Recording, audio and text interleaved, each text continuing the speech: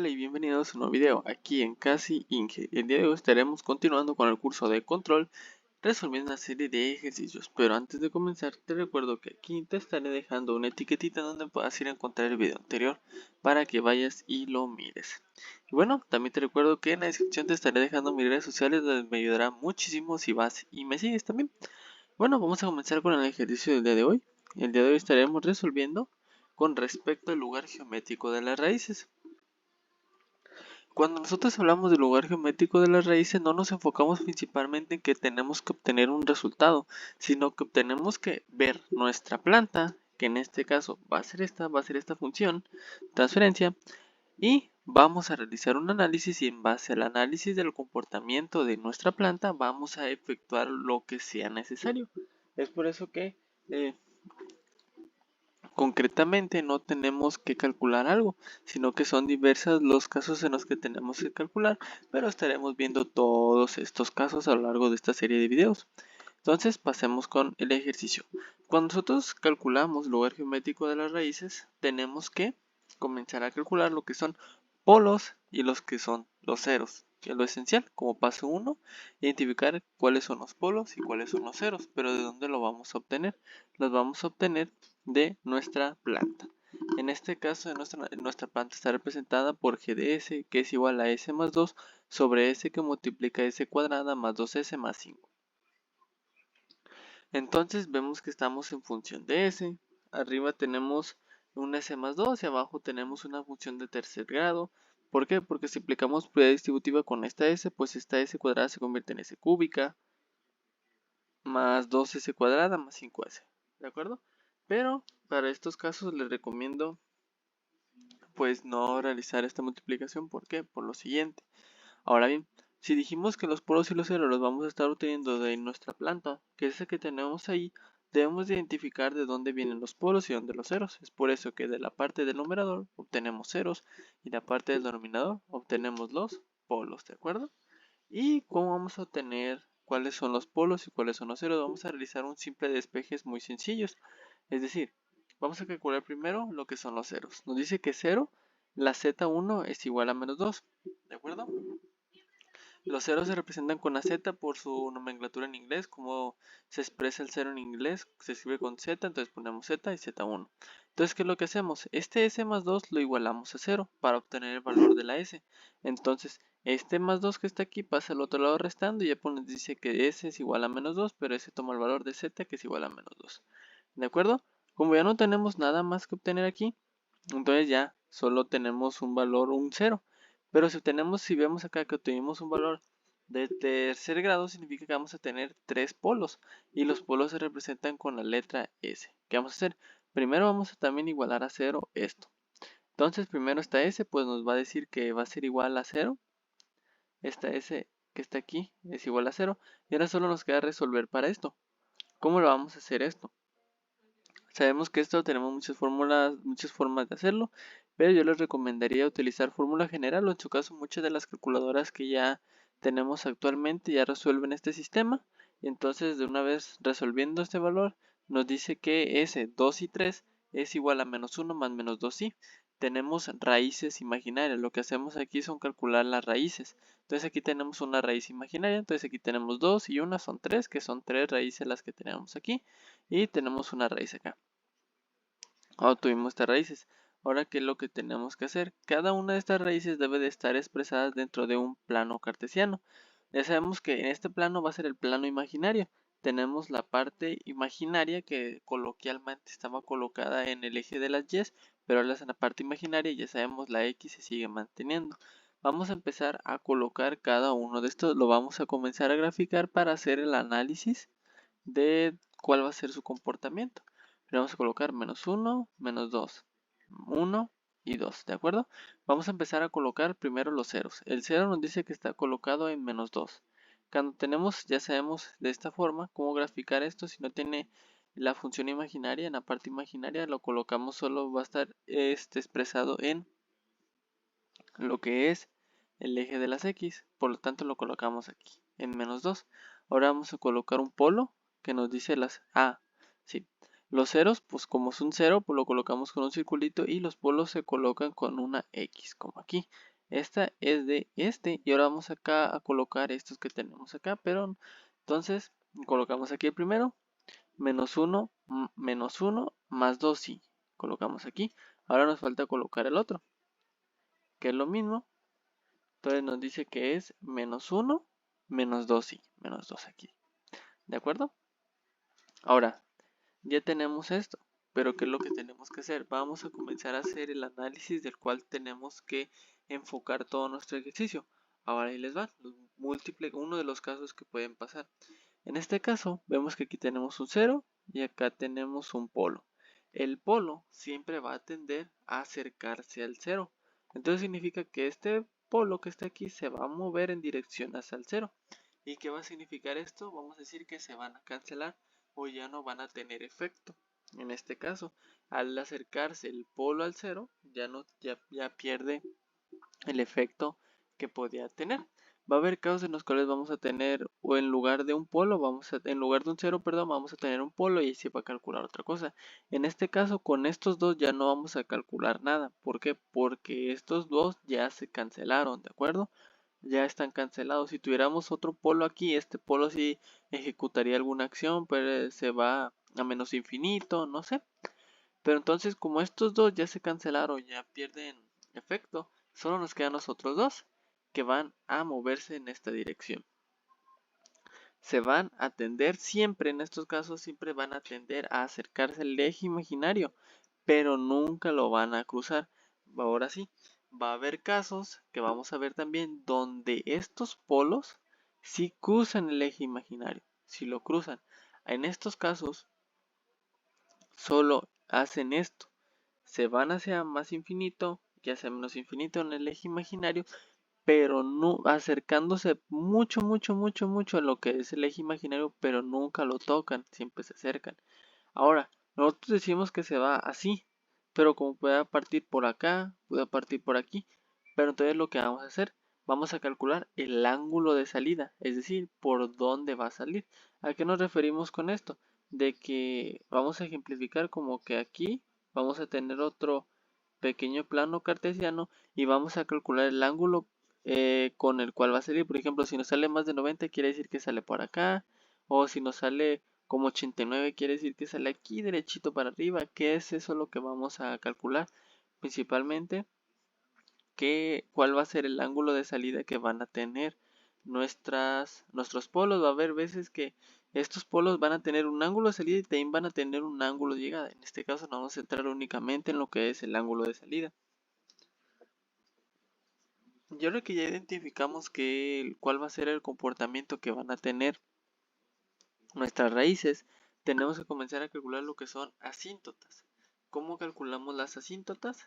Es algo de rigor que se calcula las asíntotas. Se calcula como θ es igual a 180 más 360 por k sobre n menos m. ¿Por qué? Porque así lo dictamina la fórmula y yo les voy a decir qué representan cada una de estas letras. Primero, la n es el número de polos, tenemos 3, ya vimos aquí. Es 1, 2, 3, tenemos 3. Y la m son los ceros, que tenemos únicamente 1. Ahora vamos con las k. ¿Cómo sabemos cuántas k vamos a tener? Las k van a ir intercambiando su valor 0, menos 1, 1, menos 2, 2, menos 3, 3, menos 4, 4. Pero ¿cómo vamos a ver hasta dónde vamos a llegar? Dependiendo del número de polos. Tenemos en este caso 3 polos, entonces vamos a tener 3 valores de k.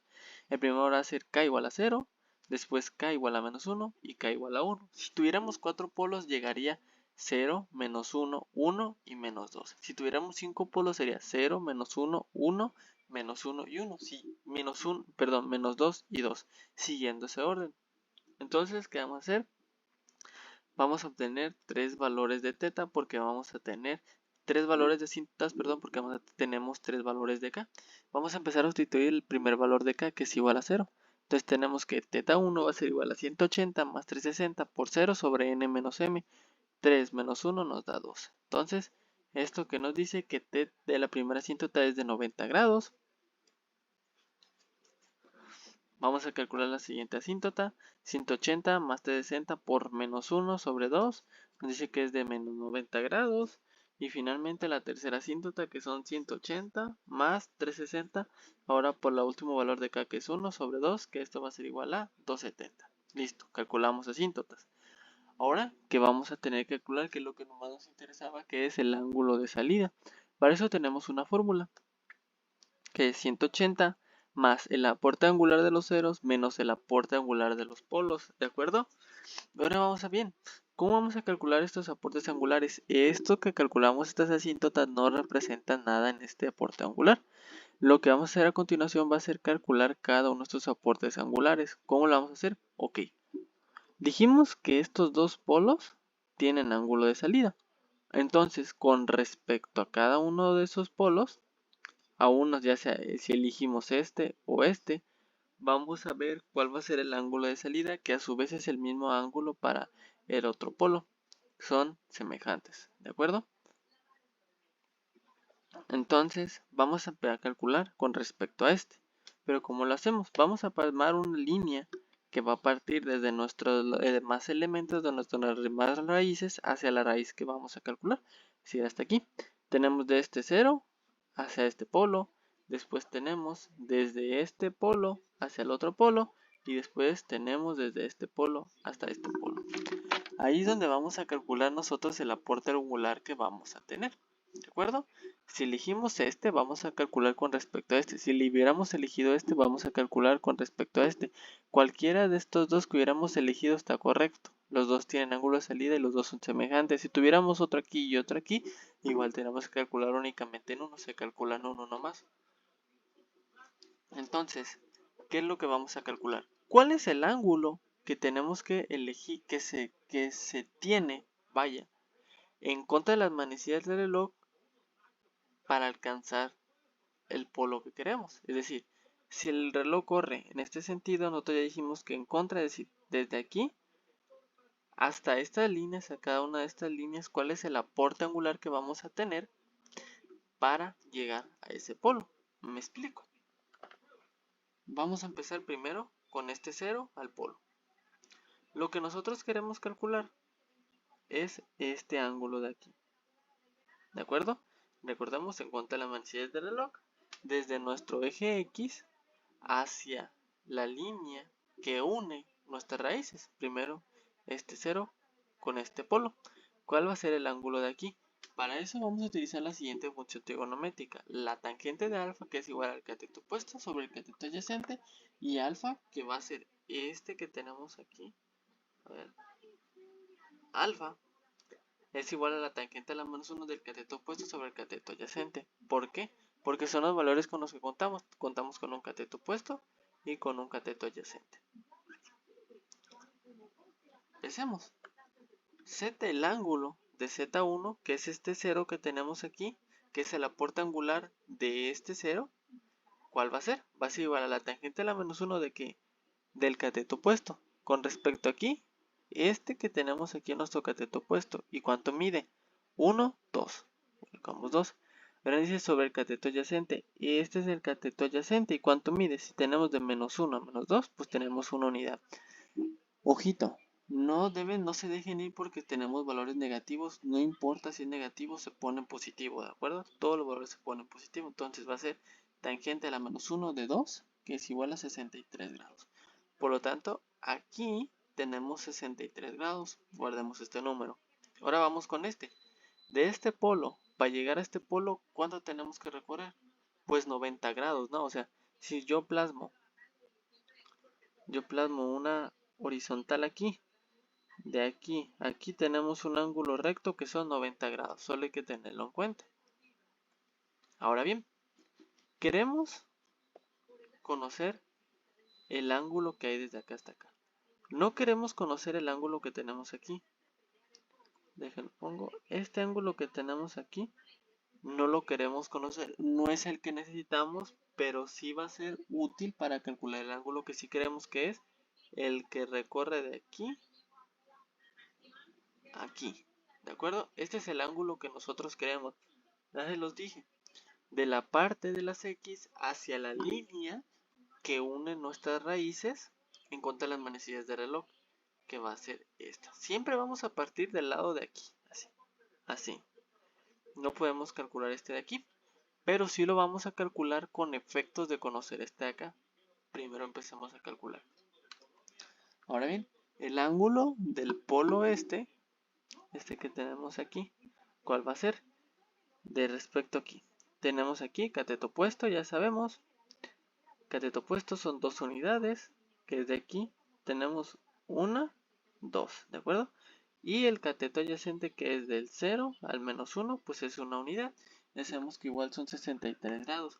Pero ese es el ángulo que tenemos nosotros aquí. Nosotros queremos conocer el ángulo que tenemos de aquí a aquí, ¿de acuerdo? Entonces, si de aquí hasta acá tenemos, ya sabemos que son 180 grados. Entonces, a esos 180 grados le quitamos los 63 de aquí, obtenemos el ángulo que queremos desde aquí hasta aquí. Entonces, va a ser igual a 180 menos los 63 grados y nos dice que son 116,50 grados. Sustituimos en la fórmula. Va a ser 180 más el aporte angular de los ceros, que son los 63.4349 grados, menos la sumatoria del aporte angular de los polos. Los polos ya sabemos que eran los 90 grados de este que tenemos aquí, más los 116 grados de aquí a aquí, ¿de acuerdo? Entonces sumamos esto. ¿Por qué? Ok, los polos ya sabemos que son las X, es el ángulo de aquí, y los ceros son los circulitos, en este caso es de este de aquí. Su aporte angular, si tuviéramos otro cero aquí, volveríamos a poner otra línea así, y calculamos este ángulo de aquí. Si tuviéramos otro polo aquí, calcularíamos una línea aquí y calcularíamos este ángulo de acá y lo sumaríamos para sustituir la fórmula. No es nada que no hayamos comprendido, creo. Entonces ya nomás tenemos esto, realizamos la fórmula, las operaciones y obtenemos que el ángulo de salida son de 36.8699 grados. ¿Eso qué nos dice? Vamos a borrar todo el rayadero que hicimos aquí.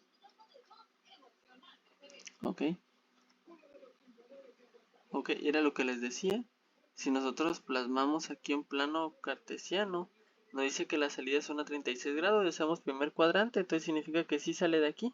Y lo mismo acá, son semejantes, va a salir aquí, aquí. Listo. Entonces significa que nuestro análisis es correcto y solo tenemos que calcular un ángulo de salida. Y listo, así que ha resuelto el ejercicio de hoy. Bueno, este video te fue mucho ayuda, te sirvió mucho, no olvides dejarte like, compartir y suscribirte al canal. Ya sabes, igual activar la campanita y seguirme en mis redes sociales. Y bueno, nos vemos en un video aquí en Casi Inge.